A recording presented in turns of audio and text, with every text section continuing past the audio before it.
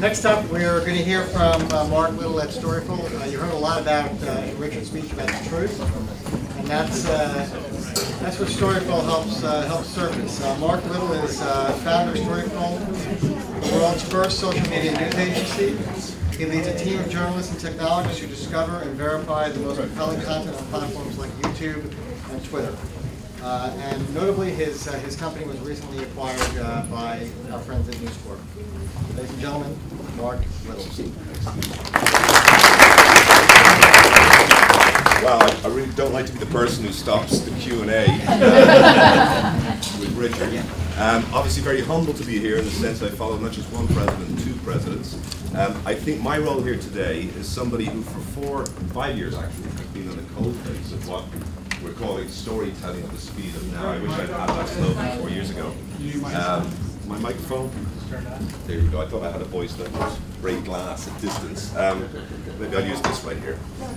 So, yeah, great. So listen, I just wanted to say that I think this morning why I'm so excited to hear a conference talk about principles that I have actually lived myself every day. You can hear. Okay, so I'll maybe go back to the... It's a good question. I used to be a journalist in television for 20 years. No, I'm mistaken the microphone here. There we go. But what I was saying was that I think ultimately what I've heard today, and you've heard, you can very simply say, well, these are words that we haven't seen implemented yet, but I can tell you what's happening at the moment with the concepts we've heard from Richard are actually at play right now. And for me personally, one of the things I love to hear was when I heard that guy Kawasaki quote about information that moves people to action. And since our ancestors were drawing paintings on the wall, we were telling stories. That's how we moved people to action. And for me, a storyteller is more and more the most relevant description of the person in the center of the box, as we've just been hearing a debate about the center of the box. And for me, it's a golden age of storytelling. And I say this, and many people who are involved in the business of communications are going to say, oh yeah, tell us about the drop in advertising revenues, talk about the decline of the print product. But it is a golden age, because at the moment there is such a flow of information that requires the skills of expert storytellers that this is a great time to be alive. And I would argue that, go back to Marconi and Logie Baird, go back to Gutenberg, every moment in communications produces something special, that revolutionary time, and this is it. And while I say all of that, I understand the difficulties of adjusting, more than probably anybody, because I'm trying to create a business out of something that's like a bar of soap, you're chasing it around the bath, And I can tell you the one thing I find is that we still haven't woken up to two distinctly contradictory realities. The first is that, clearly this is a revolution, it's not disruption. You just can't adapt to the changes created by social media and by mobile devices. You have to think from scratch and start again to some extent. Yet at the same time, and I think very movingly captured by Richard, there is an eternal value to the concepts of stories and of the truth within them. Not just that stories feel true, but that they are true. And who determines that? Professional storytellers. So that's basically my pitch for the ideas behind Storyful. What I would like to do is just talk a little bit about the change that I've lived through, myself personally, I think many of you as well. So Storyful is, as Steve says, the first news agency that's purpose-built for the social media age. We discover, we verify, we deliver the most compelling social conversations and stories that we can find to a range of organizations, from traditional newsrooms to social networks. And in my lifetime, believe it or not, I know I look very young, but I have 25 years in journalism, and I remember the good old days when that was the method of consumption of stories, when essentially we, the producers of stories, said to people, well listen, at an appointed time, you'll gather in front of a television and you listen to us tell you what the news is today, and there's no way that you can respond. You have to be passive. And we all know what's changed. We all know that the consumption patterns for information and for stories are now revolutionarily changed. Now, I won't go into them in any detail because you know them better than I do. The only thing I do know is when I see my 7-year-old daughter with a tablet in her hand and she's just swiping the information, I realize just how nonsensical she will look back at that slide, when she understands the power that she has in her hand. But here's the first mistake I would challenge you to think about. This is not just a change in the way that we consume stories. It's not enough to think about having better ways of telling our stories. There's been a revolution in the way that stories are created.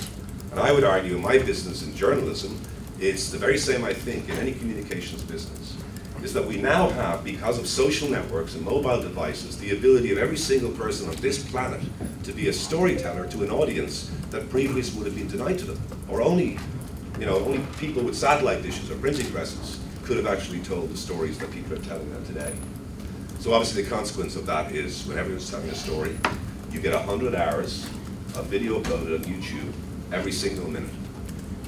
So when you have everybody telling a story, who do you listen to? Who actually is the most authentic voice in this tsunami of noise? And I don't mean to be nasty here by any particular journalistic network, because I think everybody's facing this problem, is that the traditional media, the traditional newsroom is so confused about what to do in the face of this tsunami of content that we many times make mistakes, we do the wrong thing in reacting with, but most of all there's just a confusion about how this traditional storytelling we grew up with is going to adapt to an audience that is no longer the audience. You know, they are producing stories in many ways bypassing us. And I say all this not as somebody who is pitching a line. I say this as somebody who was a journalist, as a foreign correspondent. I was the war correspondent for the Irish National Television Station, so whenever there was a terrible thing happening, I was sent out with a camera crew. I remember, this is Iran, Isfahan. Every correspondent that goes abroad has this story that just bites them like an infection. Just have to go back again and again. And Iran was my particular story. I used to go to these places, and this is obviously the way television was made. It's like sausages, and you don't want to see it happen, but not a very glamorous way. We used to bring equipment. I remember Iraq, when I covered the war in Iraq in 2003, we had to pay about $12,000 in excess baggage charges for chemical weapons kits and cameras and edit packs. And when we got there, we had to hire 2 vans, not 1, because if one broke down, we could be in danger. We carried so much diesel in the back of these vans that we were literally time bomb, waiting to go off. That was the good old days, right? So just fast forward a couple of years, 2009, this was Iran when the elections in 2009 were contested. There was almost a revolution on the streets, and it wasn't captured by people like me. It was captured by teenagers with cameras who for the first time were now connected to a means of distribution that was truly global. And I actually wasn't sent to cover this event because my news station was so cash poor at the time, and I sat watching in Ireland these images emerging as my friends and colleagues who have been covering the story were locked up in hotel rooms, reporting third-hand information they'd heard from their translator, who'd heard from a friend of his down who was in a taxi who heard something. But actually I was seeing firsthand what was going on in the streets of Iran, and that just changed my life. It's that light bulb moment that many people get when they wake up to social. And so I decided, rather than trying to change things, I decided, okay, I'm going to get out of this great well-paid job I have. I was by then the TV anchor for the Irish National TV Station. I said, no, I'm going to start a business. And I'm going to see what would happen if I created a news agency from scratch. Forgot about everything that goes with legacy businesses. And the result was Storyful, which by this stage now is when everyone is sharing content, Storyful finds the stories worth telling, and I think there's an important distinction there. So the first principle we operate on is that in this age of social media, every news event, and I would argue any event, in fact, any subject, any brand, they're creating their own community online. You may not know the scale of it, the influencers, but they're creating a community. And just to tell you how this happens, for me, technology is absolutely necessary to try and discover the news and the noise. So in this case, what we're doing is we're saying, okay, influencers, the wisdom in the crowd. Someone talked this morning with the president of the university about the wisdom. So we're trying to capture that small, tiny proportion of the hundreds of millions of people who are commenting on Reddit or who are posting videos on YouTube and saying, okay, there's a tiny proportion, 0.1%, who actually have something to say of universal value. And technology can find those people. You can find them and say, okay, they're going to talk in real time, and they're the people who have the information that creates action among the wider community. They're the people in your community, and they may not be people with traditional authority, but they're the people who you just listen to in the morning when you wake up, and your community you engage in might be football, it might be the World Cup, the people you learn to listen to. So we can find them through technology. We can construct visualizations of the intensity of the conversation, so we know that if, you know, the World Cup, the goal is just being scored by the American team, as it will obviously be later today, we know that there'll be a red mark there. But we know the influencers will pick it up earlier. They know there's change going on in the community. The people who have the defining remarks, The people who shape the narrative are going to be the people who show up in the 4s and 5s on the heat map. We can see this. Velocity is our way of telling us when something has happened to influence the community. And then the final piece of this puzzle in discovery is we have now signal as journalists. We can tell something's just happened, we're going to go after it. But as I say, technology is really important, it's not enough. What's important here is two things mentioned by Richard earlier on, was instinct and insight. First thing is instinct. I'll give you an example.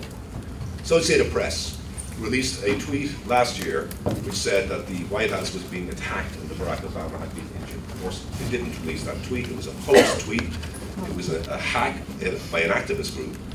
But if you look at this graph, you see the drop in the stock exchange the moment that tweet was released.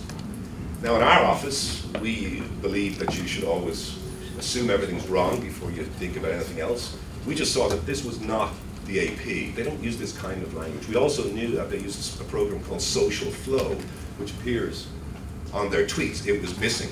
We also immediately phoned people at the White House and they said, no, nothing's happening at the moment. So 40 seconds after the tweet appeared, we can debunk it and tell our partners and clients this is not true.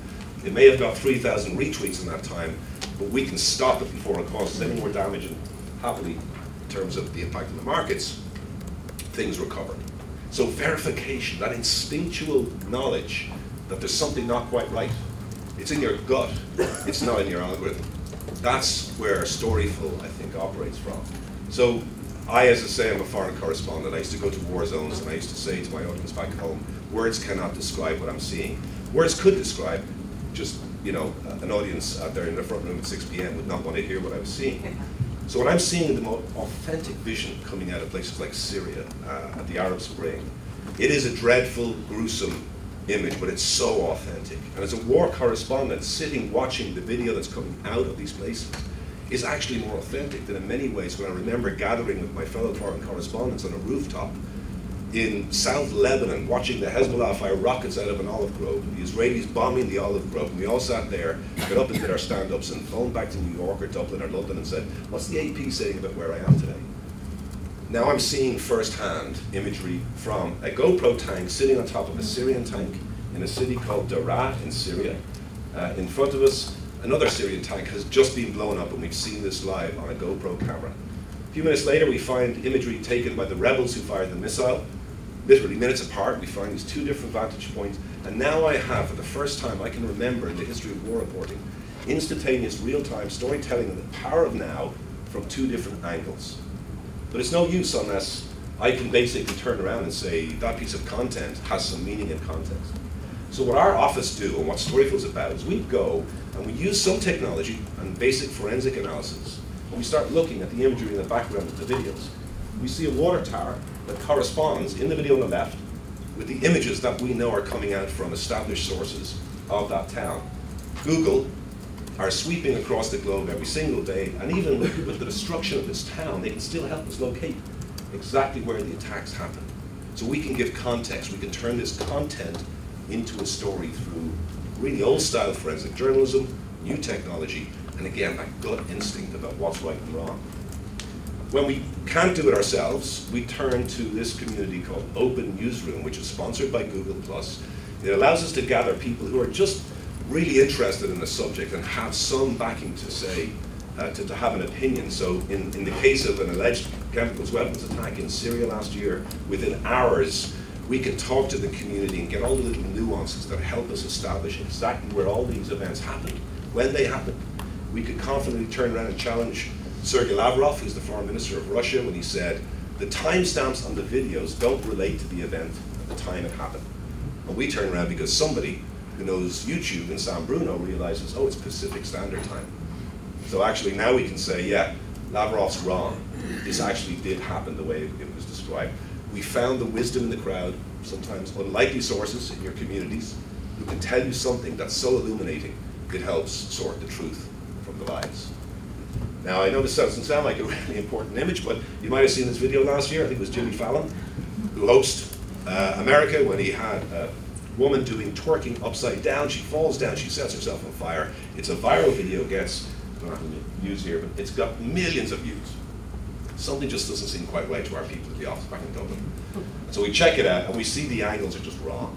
She sets herself on fire on one side of her body, but the actual candle is on the other side. I know it's a silly example, but what it speaks to here, right, is that Jimmy Fallon banked on the fact that people would be so amused by this. Kimmel. Kimmel, sorry. There you go. I really have Thank to you. Yeah. The wisdom in the crowd, ladies and gentlemen. That's a good example. There you go.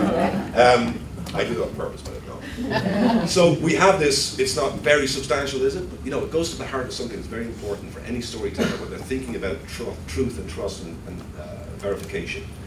What people want most of all is authenticity. They want to know that whatever story you're telling them, be it about a woman who fell over and set herself on fire, that it's true, that there's something in that, it doesn't just feel true, but that you as a professional storyteller are taking the care to show people that they have in you as a professional storyteller a partner who's going to give them authenticity. They're not listening to you in the social age because you've got a label beside your name, because you're a correspondent. They're listening to you because you are more authentic, because you can give them the authentic stories within this massive noise. They're looking for someone like themselves, just smarter. That's what I was told once covering a presidential election, when someone said, define a presidential candidate. And we've actually made a business out of this notion that really the key to all of this is to find the authentic story. We now have a team of 40 in Dublin, in New York, and Hong Kong. We're going to double in size this year. We've just been bought by News Corp, as Steve said. And we are now working not just with traditional newsrooms, but essentially everybody who wants to find stories in the social noise that will engage a community, whether that be a news audience or obviously for brands as something different. A couple of months ago, Facebook turned around and looked for a social newsroom that would help them sort the noise, the news from the noise. They picked us, so we are now the Facebook newswire. We work with YouTube as well, and essentially we feel like we are now the social media newswire. But one of the things we've learned is, and I was so interested to hear the questions earlier about the problems for creative newsrooms as they work out, you know, everybody wants to be in the center of the box. Well, that actually speaks to this photograph, which is the BBC in London were building their new news studios in Broadcasting House, beautiful building in the center of London. And the social media people are around here, they're right at the edge, right? But as the building went on, they realized we actually need our social media unit right in the middle, in the hub. They want to be the people in the middle of the room. And so now the BBC have got a newsroom where everything like the police scanner of the old days, right? Twitter, let's say, is the news police scanner, is coming in, and they've got a team that are telling stories the power of now, but also they're filtering so that there's noise is reduced to a trickle of information that can then be verified and utilized by the entire newsroom. It's a really powerful model. And it set me thinking, what are the tools that we will use, not just for traditional newsrooms, but for anybody who's trying to filter these mountains of information. And I thought to myself, first of all, we put this to the test within our own partner organization. So News Corp and New York Post have asked us to essentially start building creative newsrooms within their brands, working with their partners. So Indian Wells tennis tournament, we created a fence around the location, pulled out all the content in real time, just like this wall is doing over here to the right, and then we applied a layer of verification. We acquired some of the content, and it just gave people a sense that they were there. They were actually in the clubhouse with a VIP pass around their neck. And that's the beauty of social media. We have some other examples. For Vice, we have been covering the World Cup protests, so we've been watching in the favelas of Rio and Sao Paulo. There's a lot of protests going on about the inequalities exposed by this sporting event. Vice just want 24/7 access to any content that's verified and they can put up on their site, and that's what we do in that case. HarperCollins have a premiere, Divergent's being launched last year. They want to essentially take all the content from the red carpet and give their community some sense of intimacy and authenticity about what was it like to be on the red carpet with the stars of the movie. And so when we start working in these areas and with creative newsrooms, we realize that I don't think creative newsrooms, or brands particularly, understand the richness of the communities that they are actually building without them knowing it. So you have the launch of the A7 by Sony. So we went searching for some of the content created by this device.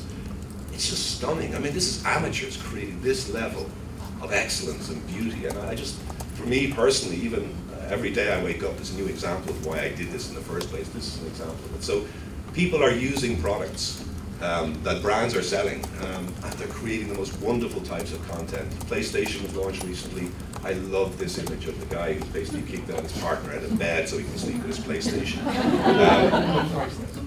Okay, so you know, and the thing is, again, I will pass comment on the morality of what this represents, but you know, I think this connect between what you as a brand do, and you as a leader of a community are doing, and what the people in your community just have to connect those two things. And the key to it all is authenticity. So I won't go any much further. I know I'm running out of time here. I cut off Richard, so I will limit myself here.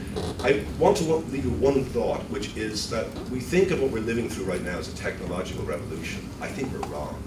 This is a cultural revolution at which the values and instincts that we as storytellers have always believed in are so much more relevant now, and we just have to adjust those instincts. So I would say when I go in and talk to a lot of newsrooms and creative newsrooms, the first thing I say is that this information and content, it can't really be owned in a proprietary sense. You can't just buy something, take it off the web and use it and put your brand on it. You are essentially now the managers of an overabundance of stories, rather than the owners of the rare example of a story that resonates with a universal audience. And I think that's really important. We can't own a great piece of content created by somebody who says something in their lives of universal value just once. We have to help them reach an audience. So that's what I think the first principle is. The second is we're out of the age of search. You can't go to a computer, type in, I want to see my community, right? It just doesn't happen. They hit you upside the head in, you know, sort of professional serendipity is the way to describe what we do. You go out there, engage with people, and that's how you find that beautiful piece of content you never expected to come toward you. I think this concept is key.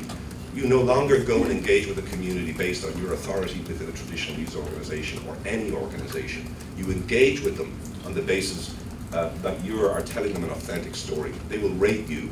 You will now be judged not by your label or by your standing, but by the quality of your engagement with this community. And that leads me to the final point. There is no such thing anymore, and I will bow to descriptions of where we are in terms of that big box. But I would argue that in all of this, engagement is the key word. Again, you are judged by the quality of the engagement with your community, not what you think you're starting out to do when you start all of this. And I leave you to a final thought, because I'm an Irish guy, and I love this man. This is Samuel Beckett. He wrote a great play called Worstward Ho, and there's a great line which says, ever tried, ever failed, no matter, try again, fail better. So for me, not just as an Irishman, but as actually an innovator, this is the key, is that it was said earlier on by Richard, you will not learn lessons from perfectly constructed campaigns that go out there and have a modicum of success. You are going to learn lessons by taking small experiments, and about 9 out of 10 of them will fail. And you learn your lessons from the 9 that failed, and you'll get 1, you'll get 2, you get 3 things that succeed. And what I would argue here is, I don't think you should change your entire curriculums in the case of the people who are teaching people who empower creative newsrooms. But just think if there's a way that you could form a small little unit within your courses and within your brands and within your newsrooms where you give people the capacity to fail abysmally, pick themselves up, do it quickly, learn a lesson, do it again, and get better. Because unless we think about starting from scratch in at least some parts of what we teach and what we do, that we're not going to match the revolution in storytelling, and we will not sustain the golden age, and other people will take our place. That would be my lasting message to you at 10 a.m.